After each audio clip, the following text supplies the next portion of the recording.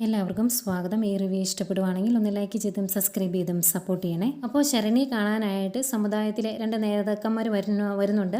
അവർ ശരണ്യയുടെ അച്ഛനെ കണ്ടിട്ട് സംസാരിക്കുന്നു. നാളത്തെ കാര്യം പറയാൻ വേണ്ടിയാണ് വന്നത് എന്നൊക്കെ പറയുന്നുണ്ട്. അന്നേരം നാളത്തെ കാര്യമൊക്കെ ഓർമ്മയുണ്ട് എന്ന് പറയുമ്പം ഓർമ്മയുണ്ടെങ്കിലും ഒന്നുകൂടെ ഓർമ്മിപ്പിക്കാൻ വേണ്ടിയാണ് വന്നത്. ഇവിടുത്തെ പെങ്കൊച്ച് അറിയാതെ ചില കാര്യങ്ങളൊക്കെ വിളിച്ചു പറഞ്ഞു. അതൊന്നും ആവശ്യമില്ലാത്തതായിരുന്നു. അത് കറക്റ്റ് സമയത്ത് ഞങ്ങൾ ബ്ലോക്ക് ചെയ്തുകൊണ്ട് വലിയ പ്രശ്നമായില്ല, അല്ലെങ്കിൽ വലിയ പ്രശ്നമായേനെ. ഇതിനിടയ്ക്ക് നിന്ന് ആ സ്വർണ്ണക്കടക്കാരൻ്റെ മകൻ രക്ഷപ്പെടരുത്. അവരൊക്കെ തൊഴിലാളികളെ ഊറ്റി കുടിച്ച് അട്ടകളെ പോലെ വീർത്ത് വന്നവരാണ്. അവരെ അടിക്കാൻ കിട്ടിയ ഒരു അവസരം നമ്മൾ പാഴാക്കി കളയരുത് എന്നൊക്കെ പറയുവാണേ. അന്നേരം അതിൻ്റെ കൂടെ നിൽക്കുന്ന ആൾ പറയുന്നുണ്ട്, ഇവന്മാർക്ക് ഓഫീസ് പണിയാൻ വേണ്ടി ഫണ്ട് പിരിവിന് ചെന്നു. അപ്പം ബാലചന്ദ്രൻ 25,000 രൂപയോ കൊടുത്തോളൂ, 1,00,000 രൂപയാണ് ചോദിച്ചത്.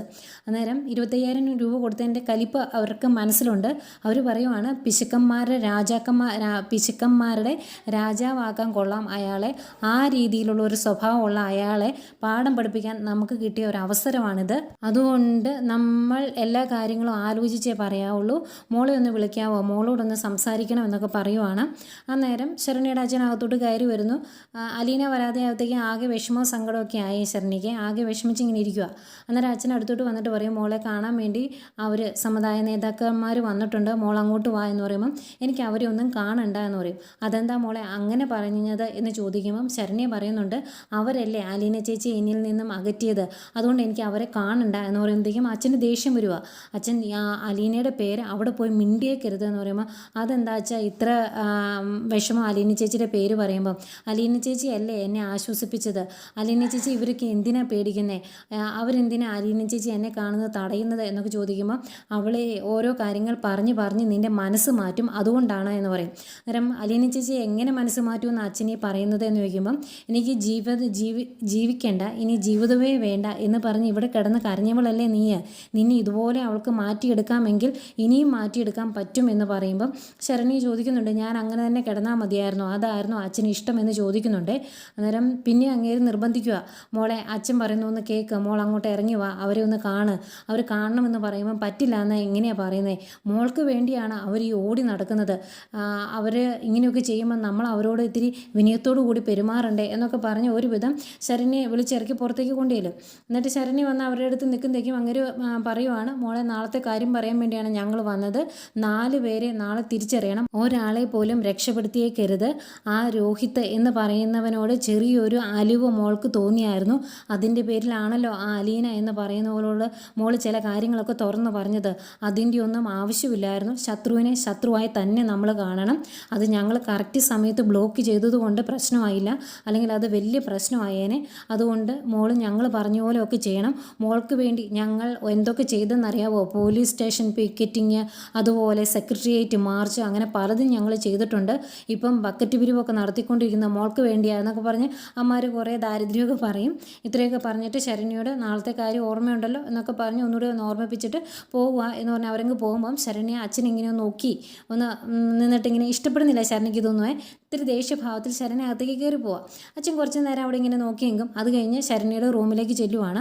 എന്നിട്ട് ശരണ്യോട് ചോദിക്കുക, അതെന്താ മോളെ അവർ അത്രയും നല്ല രീതിയിൽ മോളോട് സംസാരിച്ചിട്ടും അങ്ങനെയൊക്കെ ഓരോന്ന് പറഞ്ഞ് തന്നിട്ട് മോളൊന്നും മിണ്ടാതിരുന്നത് എന്ന് ചോദിക്കും. എന്നിട്ട് ഞാൻ എന്താ അച്ഛൻ മിണ്ടേണ്ടത് എന്ന് ചോദിക്കുമ്പം അവർ അത്രയൊക്കെ പറഞ്ഞപ്പം ശരി സാർ എന്നെങ്കിലും പറയാൻ മേലായിരുന്നു എന്ന് ചോദിക്കും.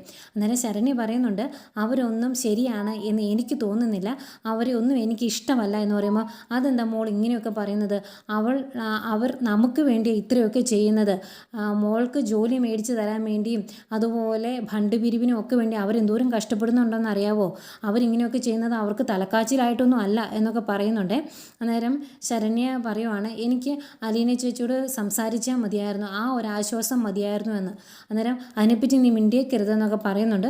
അന്നേരം ശരണ്യൊക്കെ എനിക്ക് എൻ്റെ ഫോൺ ഒന്ന് തരാവോ എന്ന്.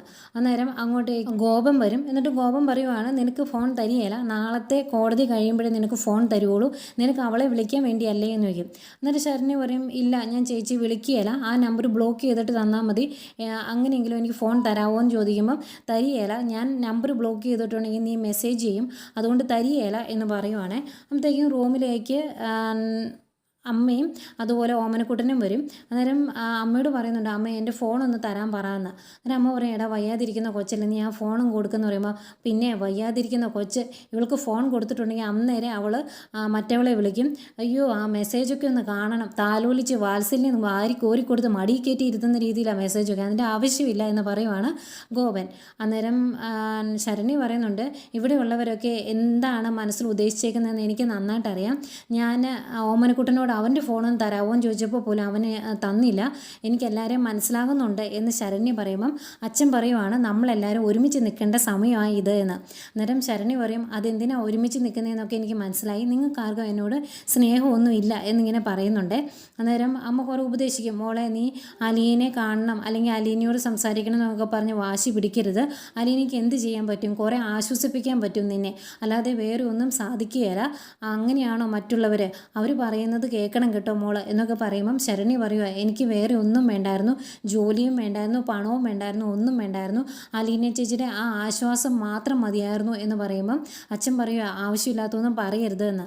എന്നിട്ട് ഇനിയും അങ്ങ് ആകെപ്പാടെ കോംപ്ലിക്കേഷൻ ഉണ്ടാക്കണ്ട എന്ന് കരുതി അച്ഛൻ പറയുന്നുണ്ട്, അവൾ കുറച്ച് നേരം ഒന്ന് റെസ്റ്റ് എടുക്കട്ടെ, നമുക്ക് എല്ലാവർക്കും പുറത്തേക്ക് പോകാം, അവളൊന്ന് കിടക്കട്ടെ എന്ന് പറഞ്ഞിട്ട് ബാക്കി എല്ലാവരും റൂമിൽ നിന്ന് ഇറങ്ങി പോകുമ്പോഴും ആകെ വിഷമിച്ചിരിക്കുവാണ് ശരണ്യ. പിന്നീട് കമലയാണ് കാണിക്കുന്നത്. കമല പുറത്തിറങ്ങി ചെടിയൊക്കെ നനച്ചുകൊണ്ടിരിക്കുമ്പോഴാണ് മനു വരുന്നത്.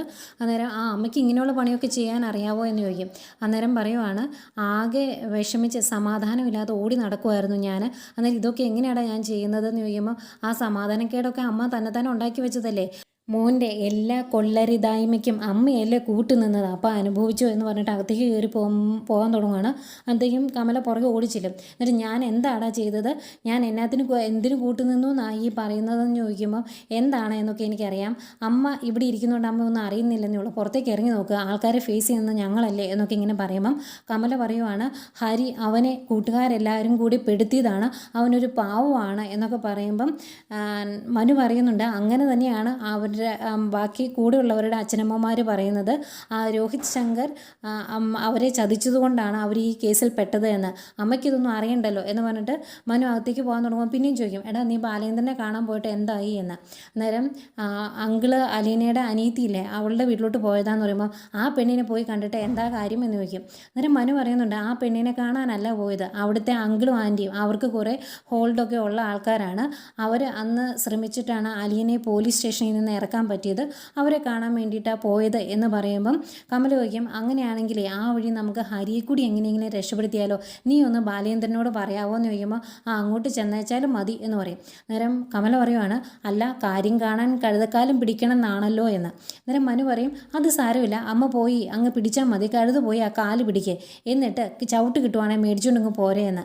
ദേഷ്യമായിട്ടോ മനുവിനെ കമലയുടെ ഈ രീതിയിലുള്ള സംസാരം കേൾക്കുമ്പോൾ. എന്നിട്ട് അച്ഛൻ എന്തെന്ന് ചോദിക്കുമ്പോൾ, അകത്തിരുന്ന് ആരാണ്ടൊക്കെ ഫോൺ വിളിക്കുന്നുണ്ടെന്ന് ഭയങ്കര പുച്ഛത്തോടെ പറയുക. അകത്തേക്ക് കയറി വരുമ്പം ശിവൻ ഫോൺ വിളിക്കുന്നത് ശിവൻ്റെ കമ്പനിയിലേക്കാണ്, അവിടെ ലീവിനെ എക്സ്റ്റെൻഡ് ചെയ്ത് കൊടുക്കുകയില്ല, അപ്പം അങ്ങോട്ട് ചെന്നില്ലെങ്കിൽ ജോലി പോകും എന്നൊക്കെ പറഞ്ഞ് അവർ ഓരോ കാര്യങ്ങൾ വിളിച്ച് പറയുമ്പം ശിവൻ പറയുന്നുണ്ട്, എനിക്ക് ഇവിടുന്ന് മാറി നിൽക്കാൻ പറ്റിയില്ല, അതുപോലൊരു കേസിൽ ഞാൻ പെട്ടിട്ടുണ്ട്, നിങ്ങളിപ്പോൾ എൻ്റെ ജോലി കളയും എന്ന് പറഞ്ഞാലും ഇവിടുത്തെ കാര്യങ്ങൾ സോൾവ് ചെയ്യാതെ എനിക്ക് അങ്ങോട്ട് വരാൻ പറ്റിയില്ല, നിങ്ങൾ എങ്ങനെയെങ്കിലും ഒന്ന് അഡ്ജസ്റ്റ് ചെയ്യുക എന്നൊക്കെ പറഞ്ഞിട്ടാണ് ഫോൺ വയ്ക്കുന്നത് ശിവൻ. എന്നിട്ട് പറയുവാണ്, ഒരു സമാധാനവും ഇല്ല, ഇനിയിപ്പോൾ എന്നാ ചെയ്യണേന്ന് അറിയത്തില്ല എന്നൊക്കെ പറയുമ്പം കമല പറയുക, സമാധാനമില്ല എന്ന് പറഞ്ഞ് ഇവിടെ മുറി കയറി എന്നിട്ട് കാര്യമൊന്നുമില്ല, എൻ്റെ ഒരു കൊച്ച് അങ്ങ് ജയിലിൽ കിടന്ന് പോലീസുകാർ ഇടിയും ചവിട്ടും ഒക്കെ കൊള്ളുവാണ്, ഞാനൊരു അമ്മയാണ്, എനിക്കിതൊന്നും സഹിക്കാൻ പറ്റിയല്ല എന്നൊക്കെ പറയുമ്പം ശിവൻ പറയുന്നുണ്ട്, നീ ഇങ്ങനെ ഇവിടെ കിടന്ന് ബഹളം വെച്ചിട്ട് കാര്യമൊന്നുമില്ല, കുറഞ്ഞ പക്ഷം കുറച്ച് മനസമാധാനമെങ്കിലും തരണം, ഞാൻ ആരൊക്കെ പോയി കണ്ടു എന്ന് നിനക്കറിയത്തില്ലേ, എത്ര സമുദായ നേതാക്കളെ പോയി കണ്ടു, അതുപോലെ രാഷ്ട്രീയക്കാരെ പോയി കണ്ടു, എല്ലാവരും നോക്കാം എന്ന് പറയും, ലക്ഷങ്ങളാണ് ഓരോരുത്തരുടെ അടുത്തും വാരി എറിഞ്ഞേക്കുന്നത്, എന്തെങ്കിലും നടക്കും എന്ന് എനിക്കിപ്പോൾ ഇപ്പോഴും ഒരു പ്രതീക്ഷയില്ല എന്നൊക്കെ പറയുമ്പം കമല പറയുക, അങ്ങനെ കണ്ട അണ്ടനോ അടകോടനോ ഒക്കെ പൈസ കൊണ്ട് കൊടുത്തിട്ട് കാര്യമൊന്നുമില്ല, മകനെ രക്ഷിക്കാൻ പറ്റുന്നത് ആർക്കാണ് എന്ന് കണ്ടുപിടിച്ച് ഓരോ കാര്യങ്ങൾ ചെയ്യണമെന്ന്. അന്നേരം ശിവൻ പറയുന്നുണ്ട്, എൻ്റെ കമല നിൻ്റെ മോന്ത അടിച്ച് ഞാൻ പൊട്ടിക്കുക, അല്ലെങ്കിൽ നിൻ്റെ വല്ല പ്ലാസ്റ്ററും വെച്ച് അടച്ചു വെച്ചോണം, നീ ഈ രീതിയിൽ സംസാരിച്ചിട്ടുണ്ടെങ്കിൽ ഞാൻ വല്ല കടുങ്ങുകയും ചെയ്യുമെന്നൊക്കെ പറയുന്നുണ്ട് ശിവൻ കേട്ടോ. മാതിരിയാണ് കമലയുടെ വായിൽ നിന്ന് വരുന്ന സംസാരം. എന്നിട്ട് പറയുന്നുണ്ട്, എൻ്റെ മകനെ എങ്ങനെയെങ്കിലും രക്ഷിക്കണം, ആ ബാലേന്ദ്രൻ ഓടി നടക്കുന്നുണ്ട്, അവൻ ഓടി നടന്ന് ആ രോഹിത്തിനെ രക്ഷപ്പെടുത്തും എന്നിങ്ങനെ പറയുക. അന്നേരം ശിവൻ മനുവിനെ നോക്കുക. അന്നേരം മനു പറയുന്നുണ്ട്, അങ്കിള് എറണാകുളത്ത് പോയിട്ടുണ്ട്, രേവതിക്കുട്ടി നിൽക്കുന്ന വീട്ടിലെ അങ്കിളിനെ ആൻറ്റിയൊക്കെ കാണാനാണ്, എന്താവോ എന്നറിയില്ല എന്നൊക്കെ പറയുമ്പം എവിടെ പോയി ആരെ കണ്ടിട്ടും കാര്യമൊന്നുമില്ല, നമ്മൾ ആരെയൊക്കെ കണ്ടതാണ്, ആരോട് ചോദിച്ചാലും അവർ പറയുന്നത് ആ പെൺകുട്ടിയുടെ മൊഴിയുടെ അടിസ്ഥാനത്തിലാണ് കാര്യങ്ങൾ നടക്കുന്നത് എന്നാണ്.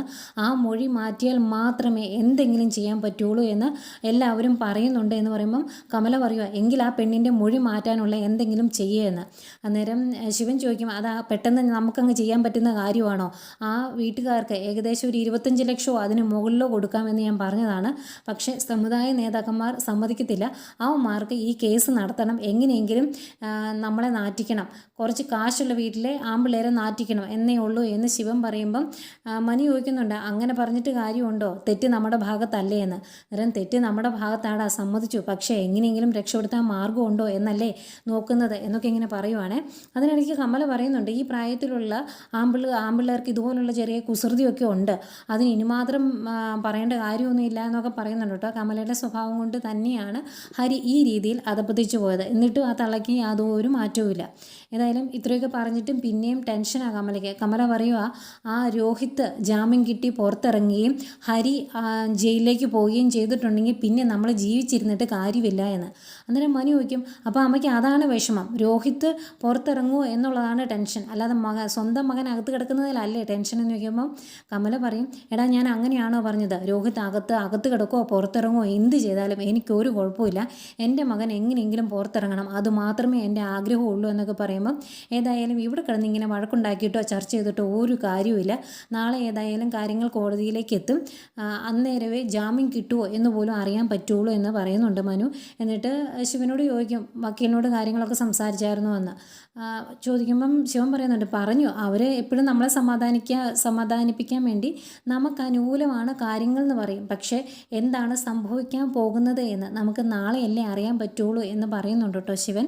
ഏതായാലും നാളെ നോക്കാം എന്ന് പറഞ്ഞിട്ട് മനു റൂമിലേക്ക് പോകുന്നു. ആകെ വിഷമിച്ച് നിൽക്കുവാണ് കമലയും ശിവനും. ഇത്രയൊക്കെ കാണിച്ചുകൊണ്ട് ഇന്നത്തെ കഥ അവസാനിക്കുന്നു.